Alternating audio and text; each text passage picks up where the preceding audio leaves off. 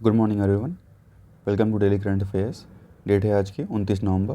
तो देख लेते हैं कौन कौन से टॉपिक आज हम डिस्कस करने वाले हैं। पहला टॉपिक है संघाई कोऑपरेशन ऑर्गेनाइजेशन। तो इंडिया भी इसका एक मेंबर है। तो रिसेंटली जो है इसकी 20th मीटिंग हेल्ड हुई है, तो उसी के बारे में डिस्कस करेंगे। उसके बाद अक्रॉस के बारे में देखेंगे, जो कि atmosphere and climate research modelling observing system and service से रिलेटेड है, जो कि क्लाइमेट की मॉनिटरिंग करता है और हमें जो भी डाटा हैं डेली के वो प्रोवाइड करता है कि मौसम कैसा रहने वाला है या टेम्परेचर कैसा रहेगा, उसके बारे में। उसके बाद डिस्कस करेंगे प्री लेजिस्लेटिव कंसल्टेशन पॉलिसी से रिलेटेड, जो कि इसमें ये कहा गया है कि ये पॉलिसी ये कहती है कि अगर कोई भी लॉ जो है पार्लियामेंट बना रहा है तो 30 दिन पहले जो है वो पब्लिक डोमेन में उसको रखेगा, ताकि लोगों को भी, पब्लिक को भी उसकी जानकारी हो सके कि ये लॉ जो है क्या है और किस चीज़ से संबंधित है। तो उसके बारे में डिस्कस करेंगे। उसके बाद EWS कोटा को जो है उसमें कुछ चेंजेस करने की बात चल रही है, उस पर भी डिस्कस करेंगे। उसके बाद देखेंगे INS वेला के बारे में, जो कि एक स्कॉर्पियन क्लास सबमरीन है और रिसेंटली जो है इंडियन नेवी के लिए कमीशन की गई है। और लास्ट में डिस्कस करेंगे नेशनल कोर्ट ऑफ अपील के बारे में। तो हमारा पहला टॉपिक है संघाई कोऑपरेशन ऑर्गेनाइजेशन। तो रिसेंटली देखिए इसकी 20th मीटिंग जो है वो हुई, और इंडिया भी संघाई कोऑपरेशन ऑर्गेनाइजेशन का इंडिया भी एक मेंबर है। तो देखिए संघाई कोऑपरेशन ऑर्गेनाइजेशन जो है वो एक पॉलिटिकल, इकोनॉमिक और रीजनल एंटी टेररिस्ट स्ट्रक्चर एक ऑर्गेनाइजेशन है, और जो भी इंडिया उसके नेबरहुड कंट्रीज़ हैं तो इस मीटिंग में वो पार्टिसिपेट करते हैं। मेनली 8 मेंबर्स हैं: Russia, China, Tajikistan, Uzbekistan, Kazakhstan, Kyrgyzstan, India और पाकिस्तान। तो इसमें जो है टोटल 8 मेंबर्स हैं, और इंडिया जो है फुल टाइम मेंबर है संघाई कोऑपरेशन ऑर्गेनाइजेशन का। और देखिए जो संघाई कोऑपरेशन ऑर्गेनाइजेशन की जो इंटरनल जो पॉलिसी है वो इंस्पायर्ड है संघाई स्पिरिट से। ठीक है, तो संघाई स्पिरिट जो है वो बात करता है म्यूचुअल ट्रस्ट की, म्यूचुअल बेनिफिट की, इक्वालिटी जो समानता हो गया वो, या म्यूचुअल कंसल्टेशन की बात करता है, और डिज़ायर करता है फॉर ए कॉमन डेवलपमेंट। ठीक है, तो ये सभी जो कंट्री हैं ये मिलके एक इनका जो मेनली जो गोल होता है वो अपनी एरिया में जो है डेवलपमेंट करने का गोल होता है।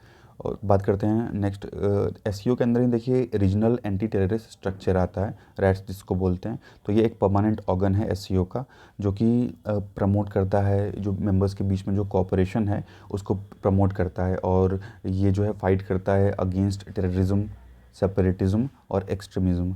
तो इन टेररिज्म, सेपरेटिज्म और एक्सट्रीमिज़म के अगेंस्ट जो है ये एंटी टेररिस्ट स्ट्रक्चर जो है ये फाइट करता है, और इसका हेडक्वार्टर जो है वो हमें देखने को मिलेगा ताशकंद में। नेक्स्ट न्यूज़ है हमारी atmosphere and climate research modelling observing system and services, जिसको हम एक्रोस बोलते हैं। तो देखिए कैबिनेट ने अप्रूव कर दिया है कि एक्रोस जो है 14th फाइनेंस कमीशन से लेकर के अब नेक्स्ट फाइनेंस कमीशन, जो कि 2021 से लेकर 2026 की साइकिल है, और तब तक के लिए इसको एक तरह से इस स्कीम को दोबारा जारी रखा जाएगा। इसको इम्प्लीमेंट करने का काम करती है ministry of earth and sciences. तो ministry of earth and science के द्वारा जो है एक्रोस को इम्प्लीमेंट किया जाता है। इसका जो मेन ऑब्जेक्टिव है कि रिसर्च एंड डेवलपमेंट कंडक्ट किया जा सके, जैसे वेदर फोरकास्ट करने के लिए, जो मौसम का हाल चाल है वो बताने के लिए, और जो भी मौसम में जो चेंजेस आते हैं तो उनसे निपटा जा सके, हमको पहले ही जानकारी मिल सके कि वेदर कैसा होने वाला है, हमारा जो क्लाइमेट है वो कैसा होने वाला है। तो एक रियल टाइम डिलीवरी जो है ये हमको प्रोवाइड करता है, और जो भी क्लाइमेट से रिलेटेड जो भी सर्विसेज हैं उससे अक्रॉस हमें जो है वो सर्विसेज जो है प्रोवाइड करता है। और the entire gamut of weather climate prediction involves assimilation of meteorological observation. तो देखिए जो भी क्लाइमेट या वेदर का जो प्रिडिक्शन किया जाता है, पहले से ही बताया जाता है कि ऐसा क्लाइमेट या ऐसा वेदर रहने वाला है, तो वो सब जो उसमें कई प्रोसेसेस इन्वॉल्व हैं, जैसे मेट्रोलॉजिकल ऑब्जर्वेशंस किए जाते हैं, और उसके अलावा रिसर्च एंड डेवलपमेंट करके भी जो है हमें जो वेदर फोरकास्ट सर्विसेज हैं वो प्रोवाइड की जाती हैं। तो अक्रॉस का मेनली जो काम है वो यही है कि जो मौसम की जानकारी है वो हमें देता है कि आगे आने वाले दिनों में जो है वो मौसम जो है कैसा रहने वाला है। अब देखिए जो अक्रॉस है उसको इम्प्लीमेंट किया जाता है हमारा जो इंडियन मेट्रोलॉजिकल डिपार्टमेंट है और Indian institute of tropical meteorology Pune और national centre for medium range weather forecasting. तो IMD, IITM और NCMRWF के द्वारा जो है इसको इम्प्लीमेंट किया जाता है। और ये तीनों जो एजेंसीज़ हैं, जो IMD है और जो हमारा Indian institute of tropical meteorology है, और पुणे का जो ये national centre for medium range and weather forecasting है। तो ये इन तीनों की हेल्प से जो है वो जो भी अक्रॉस के जो भी फंक्शंस हैं वो तीनों की हेल्प से ही कंडक्ट किए जाते हैं। नेक्स्ट हम देखेंगे प्री लेजिस्लेटिव कंसल्टेशन पॉलिसी।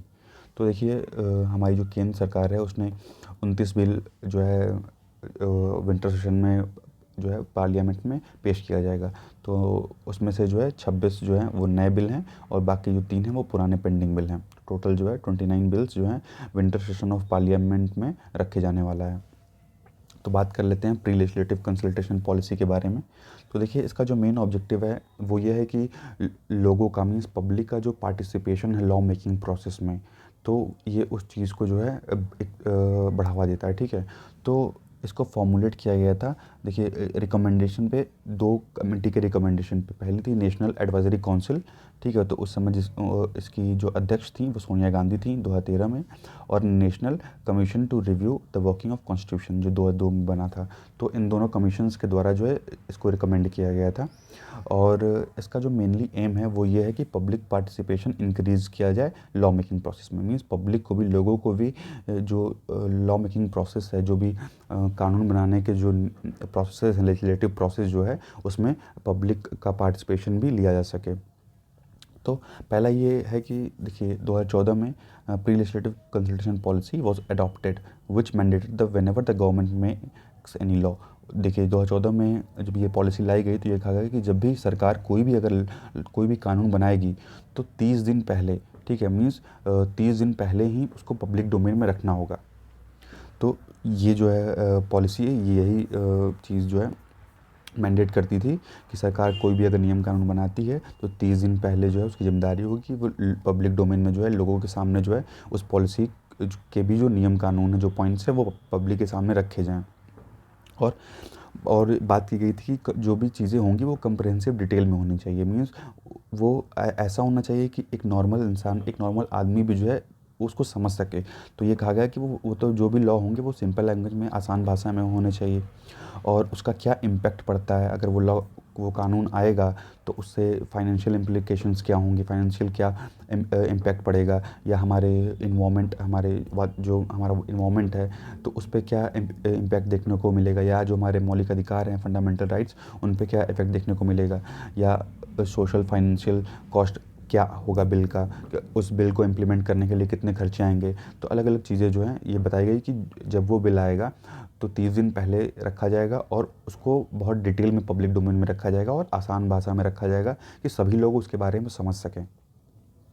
उसके बाद ये बात करता था कि जो भी पब्लिक फीडबैक होगा, जो भी लोग अपना उस पर फीडबैक देंगे, चाहे वो सहमत हो चाहे वो सहमत ना हो, तो उसको एक तरह से ट्रांसपेरेंट तरीके से रखा जाएगा। ठीक है, तो जो भी लोगों के जो भी कमेंट्स वगैरह होंगे तो उसको भी जो है पब्लिक डोमेन में रखा जाएगा, ताकि जो उस फीडबैक को जो है बाकी लोग भी देख सकें। तो उस फीडबैक को जो है अपलोड किया जाएगा ताकि एक ट्रांसपेरेंसी जो है वो मेंटेन रहे।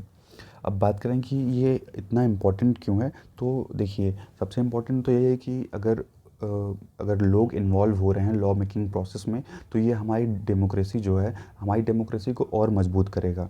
ठीक है, तो ये पॉलिसी जो है वो प्रोवाइड करता है a forum for citizen and relevant stock holders to interact with the policy makers, ताकि जो पॉलिसी मेकर्स हैं, मीन्स जो लॉ बनाने वाले हैं, जो MP हो गए, MLA, जो भी पार्लियामेंट हमारी है, तो पार्लियामेंट के लॉ मेकिंग प्रोसेस में जो सिटीजन्स हैं, जो नागरिक हैं भारत के, वो भी इन्वॉल्व हो सकें। ठीक है, तो ये हमारी डेमोक्रेसी है उसको और मजबूत बनाने का काम करेगा। और दूसरा चीज़ ये है कि जो एक डिसकंटेंट होता है, मीन्स कि जैसे अभी किसान बिल का विरोध हो रहा था या RTI अमेंडमेंट एक्ट आया था तो उसका विरोध हो रहा था। तो जो भी ये फॉर्म लॉज हो गए, RTI एक्ट, तो जो भी एक्ट्स आते हैं जिसका विरोध होता है, तो अगर वो पहले से ही एक पब्लिक डोमेन में रखे जाएंगे तो लोग उस पर जो है अपना विचार व्यक्त कर सकते हैं। ठीक है, और उसके बाद ये कहा गया कि जैसे कि एक सिटीज़न और स्टेट का, जो लोगों का, पब्लिक का, जो स्टेट का एक रिलेशनशिप होगा वो भी चेंज होगा इसकी वजह से, क्योंकि पब्लिक कंसल्टेशन इन्हेंस ट्रांसपेरेंसी। अगर लोगों से जब कंसल्ट किया जाएगा कोई चीज़ तो इसकी वजह से एक ट्रांसपेरेंसी आएगी। ठीक है, उसके अलावा increase accountability, and could result in the building of informed government where citizens are treated as partner not as subjects। और उसकी वजह से जो चीज़ें हैं मीन्स लोगों को एज ए सब्जेक्ट नहीं एज ए पार्टनर भी चीज़ ट्रीट किया जाएगा, क्योंकि लोग भी जो है वो लॉ मेकिंग प्रोसेस में इन्वॉल्व हो रहे हैं, तो वो सिर्फ एक मूक दर्शक बन के नहीं देख रहे हैं, वो भी उसका एक हिस्सा है। उसके बाद जैसे एक एग्जांपल दिया गया है, जैसे सिविल सोसाइटी मेंबर्स के द्वारा जो है सेव द इंटरनेट कैंपेन जो है वो ट्विटर वगैरह पे रन किया जा रहा था। बाद में जो टेलीकॉम रेगुलेटरी अथॉरिटी है तो वो इनके जो कंसर्न है उसको हैंडल कर दी है। उसके बाद एक डिलिब्रेशन प्रोसेस जो है इनके द्वारा टेलीकॉम रेगुलेटरी अथॉरिटी के द्वारा अडॉप्ट किया जाता है। तो मतलब देखिए अगर यही सेम चीज़ जो है इसके द्वारा किया है, मीन्स सरकार अगर कोई नियम बना रही है तो पहले से ही वो पब्लिक डोमेन में रख दे, तो उसका विरोध करना है या इसका जो भी करना है सहमति देना है तो पब्लिक जो है वो पहले ही कर सकती है। और उससे जो है सरकार को ये समझ जाएगी कि ये चीज़ जो है ऐसा नियम या कानून लाना चाहिए कि नहीं लाना चाहिए, लोग इससे सहमत है कि नहीं सहमत है। तो उससे जो हमारी डेमोक्रेसी है वो और ट्रांसपेरेंट होती जाएगी और अच्छी होती जाएगी और पावरफुल और मजबूत होती जाएगी। बात करें क्या इसका स्टेटस है इम्प्लीमेंटेशन का, तो देखिए करीब करीब 301 बिल इंट्रोड्यूस किए गए पार्लियामेंट में, और उसमें से केवल 227 बिल्स थे उनको बिना पब्लिक डोमेन में रखे ही पेश कर दिया गया। मीन्स 301 बिल्स में से 227 बिल ऐसे थे जिनको पब्लिक डोमेन में नहीं रखा गया, मीन्स एक प्रायर कंसल्टेशन जो है पब्लिक से नहीं किया गया। 16वीं जो लोकसभा थी जो कि 2014 से लेकर 2019 तक के बीच का है डाटा, तो 16वीं लोकसभा में हम ये देखेंगे कि 186 बिल इंट्रोड्यूस किए, 186 बिल इंट्रोड्यूस हुए पार्लियामेंट में, और उसमें से 142 में से कंसल्ट नहीं किया गया। ठीक है, तो 186 बिल्स में से 142 बिल पे लोगों से कंसल्ट नहीं किया गया। उसके बाद 17वीं लोकसभा में देखें तो 115 बिल आए और उसमें से 85 ऐसे बिल थे जिन लोगों द्वारा इसमें कंसल्ट नहीं किया गया इस 85 बिल में। अब देखिए बात करें 30 डे का जो टाइमलाइन इसमें दिया गया है, तो 74 बिल जो है पब्लिक डोमेन में रखे गए कमेंट करने के लिए। ठीक है, जिसमें से 40 ऐसे बिल थे जो कि मीन्स 30 दिन के बाद रखे गए थे, जो 30 दिन की डेडलाइन है उसके पहले नहीं रखे गए थे। 74 बिल ऐसे थे जो पब्लिक डोमेन में रखे गए और उसमें से सिर्फ और सिर्फ 40 जो थे ये आपके 30 दिन की डेडलाइन नहीं पूरा करते हैं, ये 30 दिन बाद रखे गए थे। और 16वीं लोकसभा में देखेंगे तो देखिए 44 बिल जो थे पब्लिक डोमेन में रखे गए और 24 ऐसे बिल्स थे इसमें से जो कि 30 दिन बाद रखे, मीन्स 30 दिन के पहले नहीं रखे गए थे। और 17वीं लोकसभा में देखेंगे तो 30 बिल जो है पब्लिक डोमेन में रखे गए, जिसमें से 16 बिल ऐसे थे जो 30 दिन की डेडलाइन जो है वो कंप्लीट नहीं कर रहे थे। बात करेंगे इसका इम्प्लीमेंटेशन जो है वो डिफ़िकल्ट क्यों है, तो देखिए पहला पॉइंट है इसका कि स्टैट्यूटरी राइट्स की कमी होना, कि अगर ये जो नियम है तो इस नियम के लिए कोई हमारे पास कोई संवैधानिक अधिकार तो है नहीं, कोई लीगल राइट है नहीं, ठीक है, या कोई स्टैट्यूटरी राइट नहीं है, तो इसका इफेक्ट में आना इसलिए थोड़ा सा डिफ़िकल्ट माना जा रहा है। क्योंकि अगर सरकार इस चीज़ को एक तरह से अगर लीगल राइट बना दे, कॉन्स्टिट्यूशनल राइट बना दे, तो अब वो एक सरकार की मजबूरी हो जाएगी कि कोई भी नियम बनाने से पहले जो है उसको पब्लिक डोमेन में रखना अनिवार्य हो जाएगा।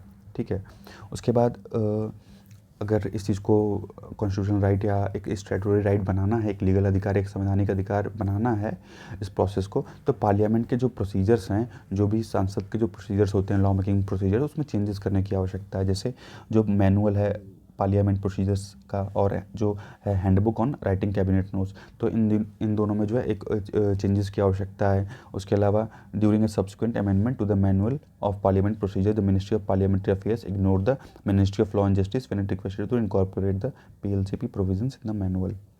तो देखेंगे कि देखिए जो मैनुअल ऑफ पार्लियामेंट्री प्रोसीजर्स है, तो उसमें जब ये मिनिस्ट्री ऑफ पार्लियामेंट्री अफेयर्स के द्वारा जब चेंजेस किए जा रहे थे, तो उसमें ministry of law and justice को इंक्लूड नहीं किया गया, उनसे बिना सलाह राय मशवरा किए ही उसमें चेंजेस जो हैं वो कर दिए गए।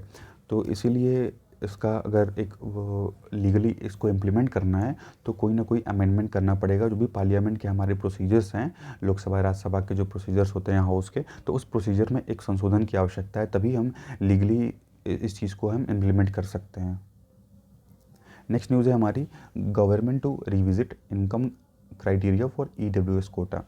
तो देखिए रिसेंटली जो है हमारी केंद्र सरकार ने ये डिसाइड किया है कि जो इकोनॉमिकली वीकर सेक्शंस हैं ईडब्ल्यूएस, तो आर्टिकल 15 में जो है कुछ चेंजेस किए जाएंगे। आर्टिकल 15 जो कि 103rd अमेंडमेंट से जो है इंसर्ट किया गया था, तो इसमें इसके कुछ पॉइंट्स हैं आर्टिकल 15 में, वो जो है 103rd अमेंडमेंट से इंसर्ट किए गए थे, जो कि आपको ईडब्ल्यूएस जो है ईडब्ल्यूएस को ये 10% जो है वो रिजर्वेशन प्रोवाइड करते हैं। उसके अलावा देखिए एक कमेटी का भी गठन किया जाएगा जो इसको रिव्यू करेगा, और इसमें करीब करीब बताया जा रहा है कि 4 हफ्ते का जो है समय लग सकता है। तो ये इसलिए न्यूज़ में चल रहा है क्योंकि रिसेंटली क्या हुआ कि जो नीट एस्पिरेंट्स हैं उन्होंने 27% जो ओबीसी को आरक्षण मिला है और जो ईडब्ल्यूएस को 10% आरक्षण मिला है, तो उसको रिसेंटली उन्होंने सुप्रीम कोर्ट में चैलेंज किया है, तो उसी को लेकर के ये न्यूज़ है। बात करें ईडब्ल्यूएस कोटा की, तो ईडब्ल्यूएस कैटेगरी में वो लोग आते हैं जिनकी जो फैमिली इनकम है वो 8 लाख से कम होनी चाहिए, और वो किसी रिजर्व कैटेगरी यानी एससी एसटी या ओबीसी कैटेगरी से बिलोंग जो है ना करते हों, तो वो जो है ईडब्ल्यूएस में आते हैं जिनकी इनकम 8 लाख से कम हो और वो किसी रिजर्व कैटेगरी यानी एससी एसटी ओबीसी से बिलोंग ना करें। नेक्स्ट न्यूज़ है हमारी स्कॉर्पियन क्लास सबमरीन आईएनएस वेला से। तो देखिए आईएनएस वेला जो है ये एक इंडियन फिश के नाम पे रखा गया है। आईएनएस वेला ये हमारी 4th scorpion class convectional submarine है जो कि कमीशन की गई है नेवी के लिए। तो अब इसके बाद जो है नेवी में 16 जो है कन्वेक्शनल सबमरीन हो गई और एक न्यूक्लियर सबमरीन है, ठीक है। और वेला जो नाम है वो एक इंडियन फिश के नाम पे रखा गया है। तो इसको जो इंडक्ट किया गया है नेवी में, तो ये इंडक्ट किया गया है नेवी के प्रोजेक्ट 75 के अंतर्गत, ठीक है। ये नेवी के जो प्रोजेक्ट 75 है उसके अंतर्गत जो है इसको इंडक्ट किया गया है।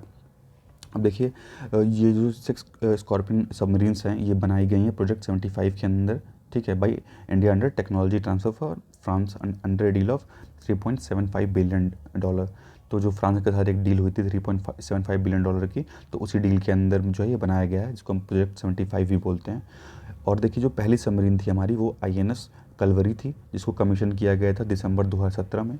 हमारी जो दूसरी सबमरीन थी वो आईएनएस खंडेरी थी, जिसको सितंबर 2019 में कमीशन किया गया था। तीसरी थी हमारी आईएनएस करंज, जिसको मार्च 2021 में कमीशन किया गया था। और 5th सबमरीन थी हमारी वागीर, जिसको लॉन्च किया गया था नवंबर 2020 में। और जो ये वागाशीर है ये एक एडवांस स्टेज ऑफ आउटफिटिंग है, ठीक है। तो ये 6वां जो होगा ये वागाशीर होगा। बाकी आगे की बात करें तो अभी इंडिया प्लान कर रहा है कि इंडिया जो है वो एयर इंडिपेंडेंट प्रोपल्शन मॉड्यूल्स को जो है वो सबमरीन्स पे इंस्टॉल करेगा, ताकि उनका जो एंडोरेंस है वो बढ़ाया जा सके। तो ये 2023 तक करने की बात चल रही है। उसके अलावा जो हमारा प्रोजेक्ट 75 है, तो उसके अंतर्गत जो है ये भी कहा जा रहा है कि जो नेवी है वो अपने खुद के सबमरीन जो है डिज़ाइन करने की बात चल रही है इस पर, कि डिज़ाइन करेगी अपने खुद के सबमरीन अंडर प्रोजेक्ट 75। बात करें नेशनल कोर्ट्स ऑफ अपील की, तो रिसेंटली देखिए जो हमारे अटॉर्नी जनरल हैं के वेणुगोपाल, उन्होंने कॉन्स्टिट्यूशन डे के दिन आगू करते हुए ये कहा कि हमें जो है वो एक नेशनल कोर्ट ऑफ अपील की स्थापना करने की आवश्यकता है। तो बात करें कि क्या क्या स्टेटमेंट दिए गए हमारे अटॉर्नी जनरल के द्वारा, तो इनके द्वारा कहा गया कि जो नेशनल कोर्ट ऑफ अपील होगा वो जो हमारी हाई कोर्ट्स हैं, जो सुप्रीम कोर्ट है, उसके बीच में आएगा, ठीक है। तो उनके द्वारा कहा गया कि कुल मिला के 4 कोर्ट ऑफ अपील बनाए जाएंगे, जिसमें हर कोर्ट ऑफ अपील में जो है 15 जजेस होंगे, ठीक है। मीन्स इनके द्वारा बताई गई करीब करीब जो है 60 जजेस टोटल होंगे, ठीक है। तो 4 कोर्ट ऑफ अपील बनेंगे और हर कोर्ट में जो है 15 जज होंगे, और ये आएगा हाई कोर्ट और सुप्रीम कोर्ट के बीच में। सुप्रीम कोर्ट के ऊपर नहीं, हाई कोर्ट और सुप्रीम कोर्ट के बीच में आएगा ये हमारा जो नेशनल कोर्ट ऑफ अपील है। अब ऐसे ही इनके द्वारा और भी बताया गया कि जैसे सुप्रीम कोर्ट में देखेंगे तो बहुत से केसेस जो है पेंडिंग वगैरह चल रहे हैं। तो ऐसे केसेस जैसे कि मान लीजिए कि जो भी मैट्रिमोनियल डिस्प्यूट्स हो गए या रेंट संबंधित कोई केसेस हैं, तो ऐसे जो भी केसेस हैं उनको ये जो नेशनल कोर्ट ऑफ अपील होगा वो देखेगा, ताकि जो सुप्रीम कोर्ट का जो बर्डन होगा वो कम होगा, ठीक है। और जो जजमेंट होगा नेशनल कोर्ट ऑफ अपील का वो फाइनल होगा, ये भी बताया गया इनके द्वारा। उसके अलावा ये बताएगा कि जो जजेस की जो संख्या है उसमें एक इंक्रीज़ होगा, क्योंकि अगर 4 कोर्ट बना रहे हैं, एक में 15 जजेस, तो 60 जजेस की आवश्यकता है, ठीक है। तो उसकी वजह से क्या होगा, 60 जजेस और बढ़ेंगे। और जो भी केसेस हैं उनकी जो पेंडेंसी है, अगर जजेस की संख्या बढ़ती है तो जो भी केसेस पेंडिंग चल रहे हैं उनको हम जल्दी से जल्दी जो है वो निपटा सकते हैं, ख़त्म कर सकते हैं। बात करें तो जो बर्डन है सुप्रीम कोर्ट पे केसेस का, तो वो भी कम होगा, जिससे कि जो भी इंटरमीडिएट कोर्ट ऑफ अपील होगा would unburden the supreme court which could focus on interpreting constitutional question of law. तो जैसे कि जब जो भी कोर्ट ऑफ अपील होगा वो जब बाकी जो केसेस हैं वो देखेगा, तो सुप्रीम कोर्ट जो है जो कॉन्स्टिट्यूशनल केसेस है वो देख सकता है, या डेथ सेंटेंस से संबंधित कोई केस है तो बाकी के जो भी इंपॉर्टेंट केसेस हैं वो सुप्रीम कोर्ट हैंडल कर सकता है, और कुछ केसेस जो हैं वो नेशनल कोर्ट ऑफ अपील भी देख सकता है। और इसकी वजह से क्या होगा कि सुप्रीम कोर्ट के पास एक तरह से एक टाइम मिल जाएगा, जिसकी वजह से वो जो अपने जो भी केसेस हैं उस पर एक और बेटर जजमेंट जो है वो दे सके, ठीक है। उनका जो लोड है वो कम होगा इस चीज़ की वजह से। और उसके अलावा क्या होगा कि जो सुप्रीम कोर्ट के जज हैं अभी जैसे कि 34 जजेस हैं, तो इनके द्वारा ये कहा गया कि 34 जजेस की आवश्यकता नहीं पड़ेगी, केवल 15 ही इस चीज़ के लिए काफ़ी होंगे। और एक तरह से जो 3 संवैधानिक पीठ होती है, तो संवैधानिक पीठ जो है 3 एक साथ में बैठ सकती है अगर ऐसा किया जाएगा तो, ठीक है। तो इनके द्वारा ये कहा गया 34 जजेस जो हैं उसकी आवश्यकता नहीं पड़ेगी, सिर्फ 15 जजेस से ही काम चल जाएगा। उसके अलावा हम एक साथ जो है 3 संवैधानिक पीठ जो है बैठा सकते हैं। और लोगों को मीन्स देखिए क्या होता है कि केसेस जो है मान लीजिए पहले हाई कोर्ट में चलते हैं कुछ सालों तक, उसके बाद फिर सुप्रीम कोर्ट में तब पहुंचते हैं, फिर वहाँ भी कुछ सालों तक चलते हैं। इनके द्वारा कहा गया है कि जैसे सुप्रीम कोर्ट में 10 साल से ऊपर केसेस पेंडिंग चल रहे हैं, तो कहीं ना कहीं वो हाई कोर्ट से तो होके आए होंगे, वहाँ भी पेंडिंग रहे होंगे। तो इस चीज़ में क्या होता है कि जस्टिस जो है डिले हो रहा है, तो उसकी वजह से अगर हम ऐसा करेंगे international court of justice national court of justice जो है एक बना देते हैं, तो जो केसेस जो है जल्दी से जल्दी सॉल्व हो सकते हैं, और मीन्स जो ये टाइम लग रहा है वो नहीं लगेगा, क्योंकि कहा जाता है ना कि justice delayed is justice denied. Thank you.